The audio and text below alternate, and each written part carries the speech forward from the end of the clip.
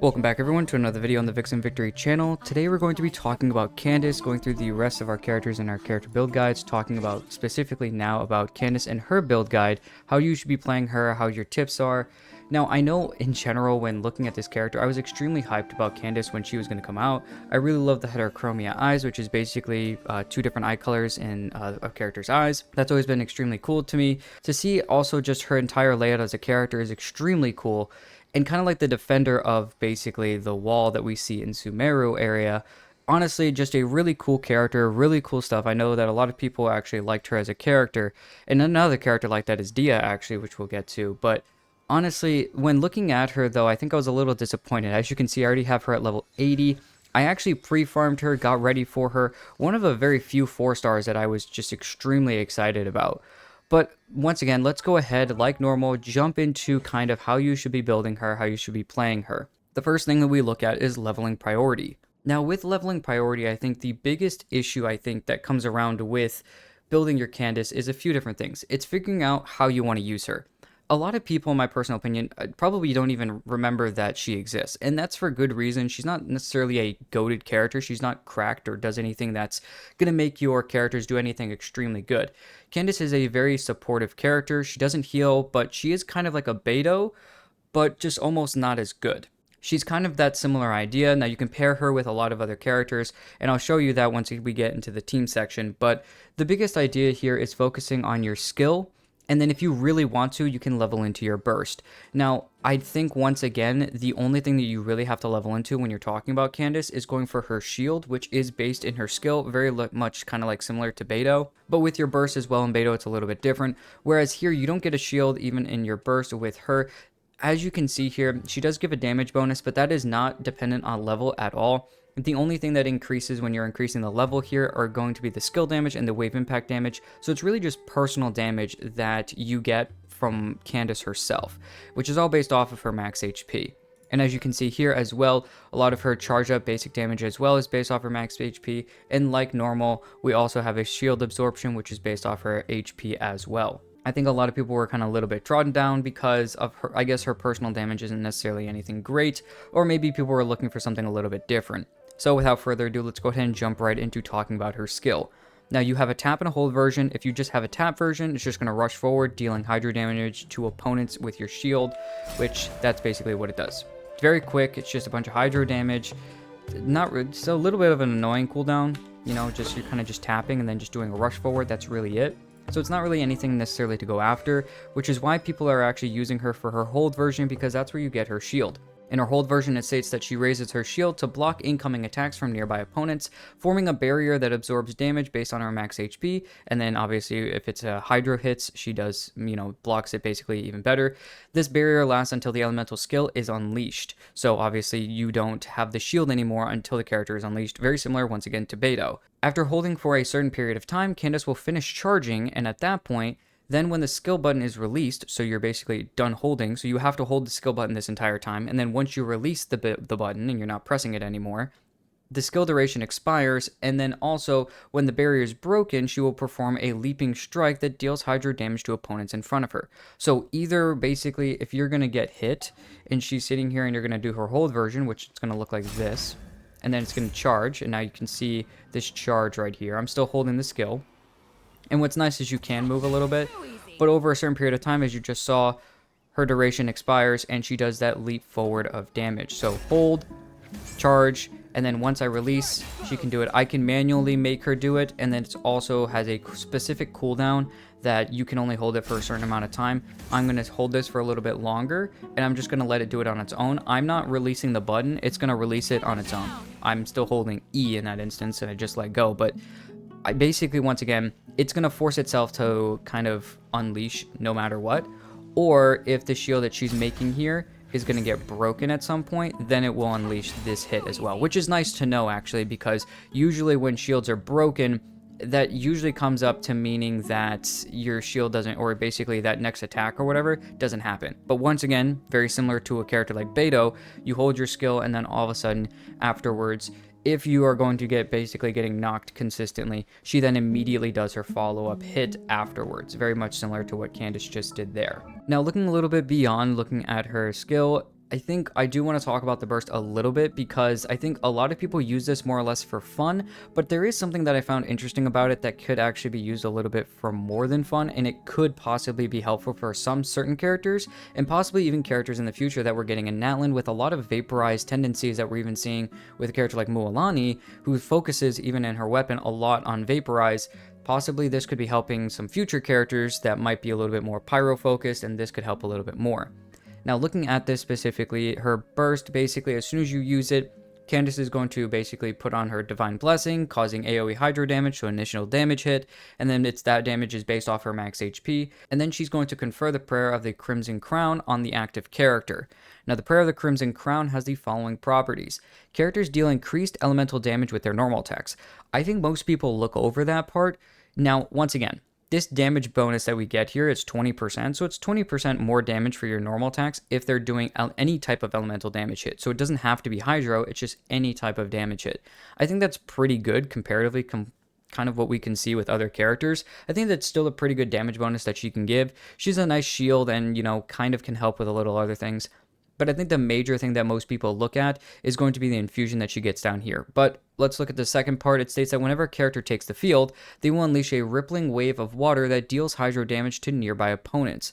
And there is a limited number of waves that can be triggered in the duration of this skill. The sword, claymore, and polearm wielding characters under this effect will obtain a hydro infusion. Now that, once again, that infusion is what you're really kind of getting at the most point here. Usually most people are kind of looking at that because people are wondering about what you could really do about kind of throwing teams together and whatnot. And so usually she's put with a character that, kind of wants to vaporize and kind of throw things together. But if you kind of just throw any character here, then technically they're going to be getting an infusion. So if we take Kazuha here, and then we use our burst, and then we switch over to Kazuha, you can see now his attacks have like a slight little bit of water to them as well. He's even got the little effect on him, a little hydro effect, that shows that he has this. So as you can see, there's a lot of blue going on here, and then as soon as it's over, now you can see his normal attacks go back to that kind of like yellowy white because they're now physical damage hits. So Candace is kind of nice for a few different things, and I think the major thing obviously is the shield that you get in the skill. But after that, it is nice, I guess, to have the extra Hydro Infusion, but characters in the future that could possibly be using this extra damage bonus on their normal attacks, if you don't have somebody else to kind of be a great buffer, she could be a budget option for a lot of other characters. Let's go ahead and look at her passive talents now. If Candace is hit by an attack in the whole duration of her skill, then that skill will finish charging instantly. So as you could see here, basically when she's doing her skill, if she basically gets hit while she's holding this, then she will immediately do an attack afterwards and it'll be finished charging. So instead of that time period actually where you're kind of waiting for the triangle to kind of pop up here, it would just immediately be coming up. Now once again, you kind of get fully charged no matter what. But I think the idea here is that it's fully charged and then immediately does that follow-up huge hit afterwards. So I think it's more or less just for more consistent, faster matters to kind of allow all the damage to come out at once. And I think that's why that passive talent is thrown in here. The second passive talent states that characters affected by the Prayer of the Crimson Crown caused by her burst will deal 0.5% increased damage to opponents for every 1,000 points of Candace's max HP when they deal elemental damage with their normal attacks. Once again, another buff that we're seeing here, and I think once again, I think these two things are kind of heavily overlooked when we're looking at this, because even if you're using someone like, I can even switch this over to a character like Yoimiya, a character like Yoimiya already gets an infusion from her passive action, or from her skill, and she already gets an infusion. Now, the idea with her infusion, though, when we're looking at Yoimiya, is that no matter what, you can't, those are going to do pyro hits no matter what. So it can't get overridden by whatever Candace is giving. Now, the idea, though, is if you notice, obviously, these are elemental damage hits. And that means that you are going to be doing more damage based on, even if Candace's burst is there and you're not getting Hydro, infusion, you're still actually increasing the damage because of the damage bonus that you can get here. Now, also keep in mind, by just going full-blown HP, you can help them do even more damage. And this also doesn't have a ceiling. Keep that in mind that most characters have a ceiling to how much kind of bonus they can give. We've talked about a lot of characters that have like a ceiling of, based on this much attack, and then maximum damage bonus XYZ. Whereas Candace, on the other hand, has no like maximum here.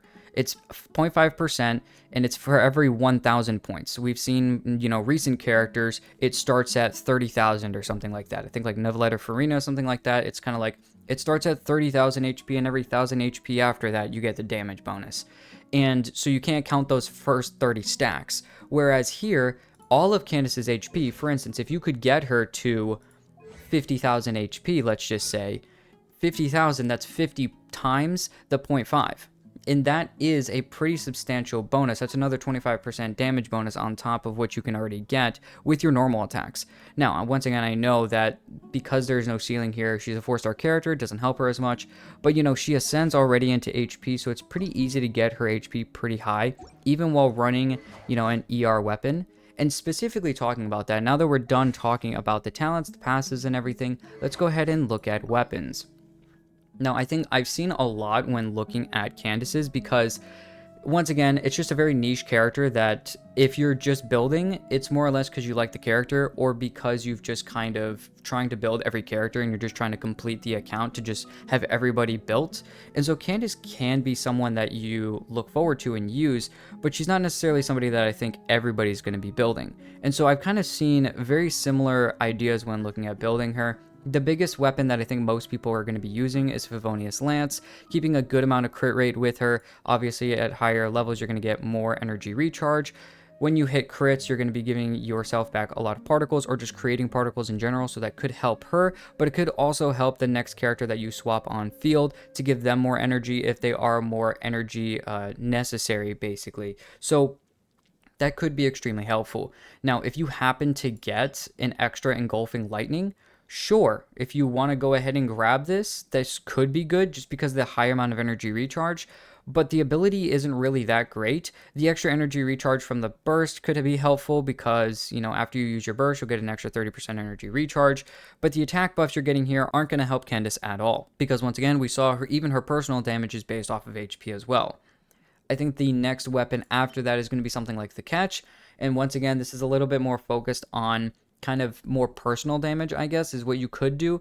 But keep in mind that you're casting damage. You're not, the whole point of what you're doing isn't really to do personal damage.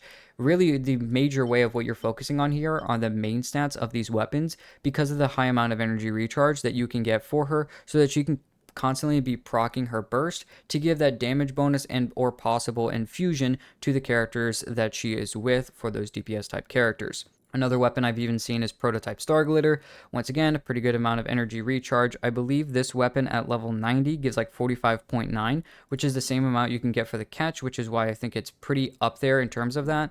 And then also, when you use an elemental skill, you can kind of get an increase when you're looking at Prototype Star Glitter. You get an increased normal and charge attack damage bonus. This is more or less, I think, if people want to use Prototype Star Glitter, they're using this to have Candace on field. They're trying to do some fun Candace team and try to just do some pretty good damage with her personally, which once again you can do, but keep in mind that that's probably not the way to run with her, and I don't think that people are trying that unless, once again, you're just kind of going for one of those meme builds. But besides that, I think your best option is going to be Fav, and then the catch if you have Raiden, on her personal weapon and you have an extra engulfing for your Xiangling, then I guess you could pull, specifically looking at Candace, you could pull her off of Favonius Lance and go for energy recharge and go for the main stat. But honestly, with her burst, you really don't need a lot of energy recharge because her burst only has an energy cost of 60. And so even with me, and I don't even have her really extremely well built, I think 160 to a maximum of 180 is perfectly fine on getting your ult back consistently, especially if your other team members are helping with particles as well. Next, let's go ahead and look at artifacts. Now, I've thrown together a 4-piece of emblem just because of the damage bonus I can get personally from kind of just basically making my burst do a little bit more damage because I've already leveled into it. But honestly, when you're looking at this set and honestly looking at energy for the character, she really only needs a 2-piece of energy recharge and HP. So any of the sets that are going to give HP percent are going to be very nice. I do think, obviously, or you can already see here, the best set is going to be combining these 2 pieces already. Tenacity is a very easy set to get. A lot of other characters already use it, so a lot of people usually have some extra pieces lying around with Tenacity. Emblem's another very highly favored set, so grabbing a 2-piece off of this set isn't really that difficult either.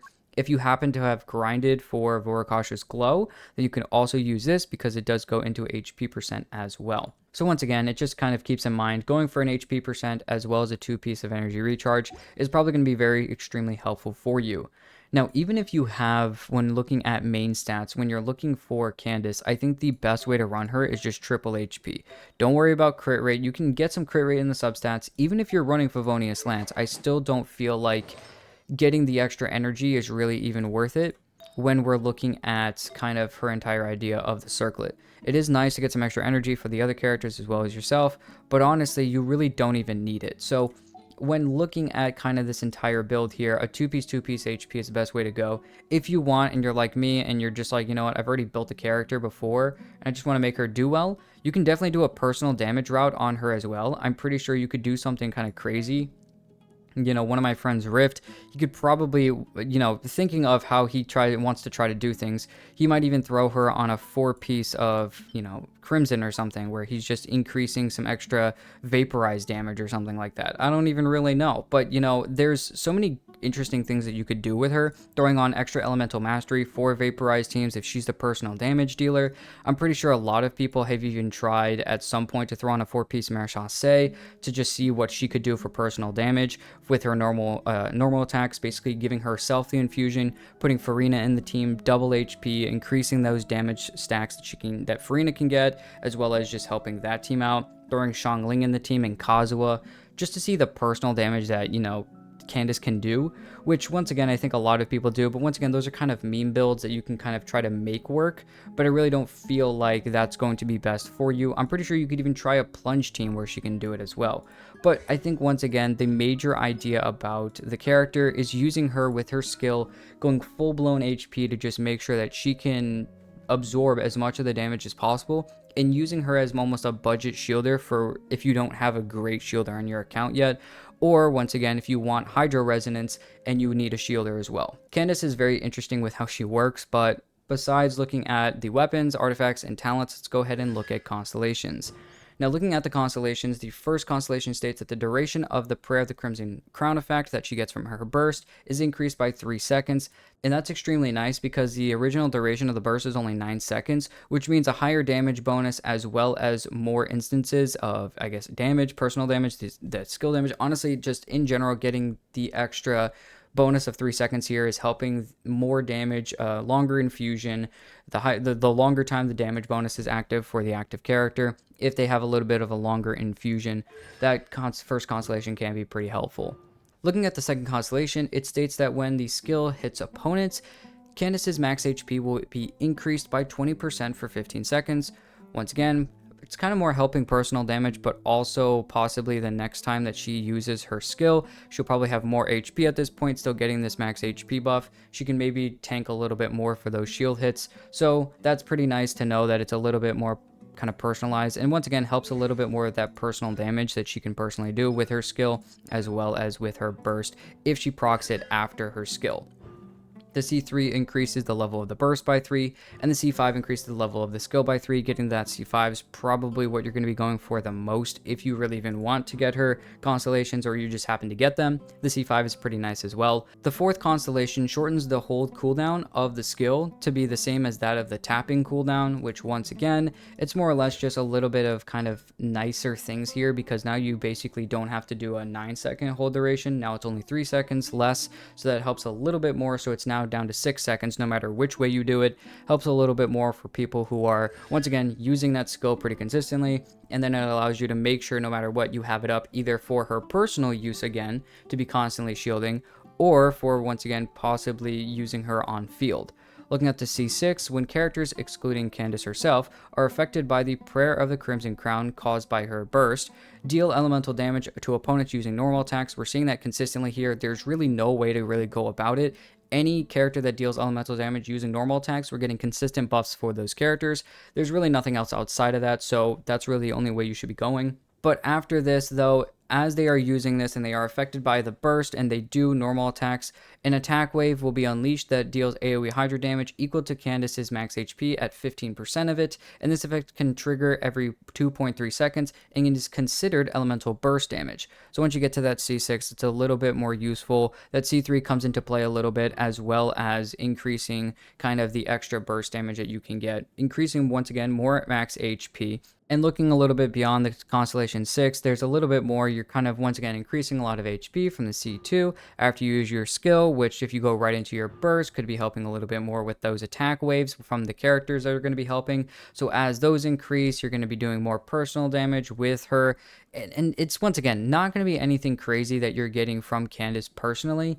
And I don't really think a lot of the damage bonuses are necessary, even specifically going after her C6. It's not necessary. It's kind of just something that happens, not something you really go for. But once again, her constellations are nice, but it doesn't really make this character extremely great at what she can do. I think once again, a lot of other characters are just going to be better buffers, and I think a lot of people maybe not be too surprised with what she can do, and I think that's probably why a lot of people have forgotten about her in today's game right now. Now looking at some teams for Candace. Now I think I've already kind of shown that Yoimiya and Candace can work together. You can obviously just throw in another kind of Kazuha and Bennett team, I guess, to just throw in something else to kind of make the team look nice and work well. Bennett's giving the buff to Yoimiya. Kazuha can swirl the Pyro or swirl the Hydro, whatever, to allow Yoimiya to consistently vaporize. Candace is helping Yoimiya better with her basic attacks and those constant onslaughts if you have the C6 of the extra Hydro hits as well. I think it's kind of nice. At this point, though, you're really not doing Vaporize at this point. You're just kind of helping Yoimiya's personal damage, which might mean that you have to get rid of Kazuha and throw in someone like Yelan or Xingqiu so that you're actually vaporizing consistently, because once again, her application isn't really there. So you actually kind of need somebody like Xingqiu or whatever to be constantly applying it so that Yoimiya can actually vaporize.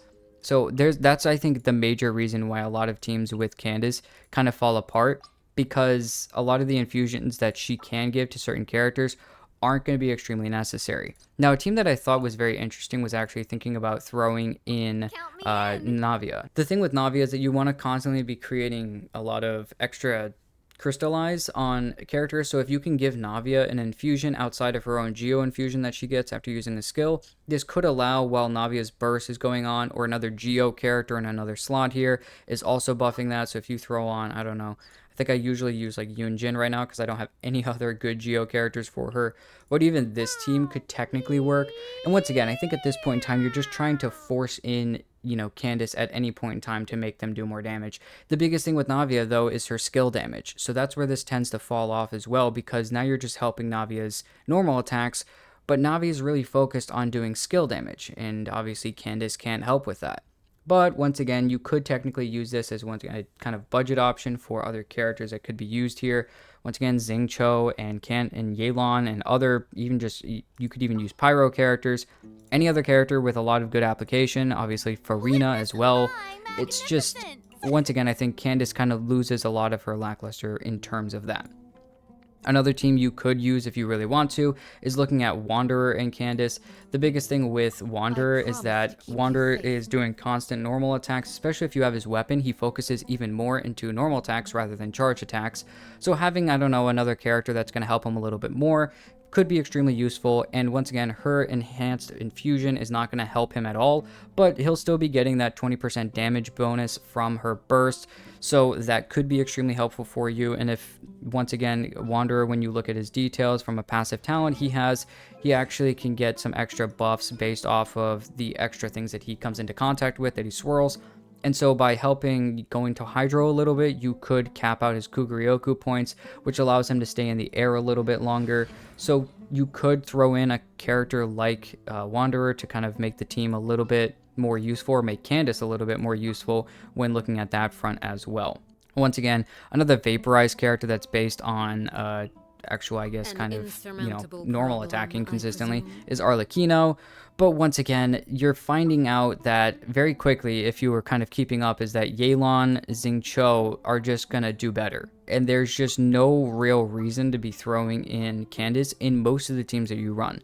Now, you could, kind of once again make an argument for freeze teams, but once again, Yelan and Xingqiu are going to be there to put a stop to it pretty quickly, because as you're doing normal attacks, it's going to be better to be using a constant hydro application rather than just having Candace on field to just increase damage boost for the normal attacks. So if you're kind of wondering about what you want to do here, I honestly just think that the characters that would really focus on normal attacks, kind of that way, are still not going to work great with someone like Candace. I think Candace is more or less a kind of extra option if you don't have an amazing shielder, if you don't have, Neuvillette C1. Now, I do, but pretend that I don't, and that at this point in time, you can use Candace to kind of help with a little bit of shielding, but even still, once again, that helps with, double hydro. But remember that her shield stays on only when she's on field. So she's there to just tank the hit and then be done. Whereas someone like Beidou can actually, with her ultimate and a Constellation, actually keep her burst, or her burst creates a shield for Neuvillette whenever he goes on field. But as soon as once Candace is done and off field, there's no shield to be thrown on the other character. As soon as you swap over to another character, there's no shield. There's nothing that's been created at all. So once again, creating teams for Candace is going to be very difficult. I think it's more or less a meme team, and if you want to make kind of Candace more personal damage, you can do that. And you can, once again, as I kind of showed at the beginning, to maybe go for more personal damage and a little bit more something that's more fun. You could throw like Xiangling, Bennett, and Kazuha into a team and just kind of can see what she could possibly do. Give herself an infusion, put down Bennett burst, Kazuha swirl it with his burst, Xiangling burst at constant pyro, and then either allow, you're going to be giving the infusion then to Candace here, and, allow Candace to kind of see what she can do on vaporize hits. Also, you could even possibly be allowing Xiangling, who's very good at vaporizing with her, you could allow, Xiangling to even get some good damage hits. But once again, this isn't something that you're probably going to bring into any endgame. This is just something of a fun meme build that you're going to be running in with this specific character. Well, that's everything I've got talking about Candace. If you guys did like the video, please go ahead and like and subscribe. And when building Candace, I think at the end of the day, a lot of people are just kind of thinking of her as, just not on par. And I kind of agree with that. Sadly, she didn't really get a lot of love and support, and possibly in Natlan, hopefully, maybe some things can change, and we might get a better outcome for her in the future. But for right now, the teams are very limited, and even with the teams that she can be used for, she's just not the best slot option at all, and she's really not even a backup to that option either. She's just very low on the totem pole in terms of building for characters. But if you do want to build her and you want to see what she can do, and once again, the fun kind of meme team that I've kind of made for personal damage, Candace can probably maybe avert your expectations maybe a little bit higher than you maybe expect. But once again, don't expect going to clear content crazily with this specific team or any of the teams that she's probably in. Once again, that's everything I've got talking about her. Thank you guys for watching the video, and I'll see you guys in the next one.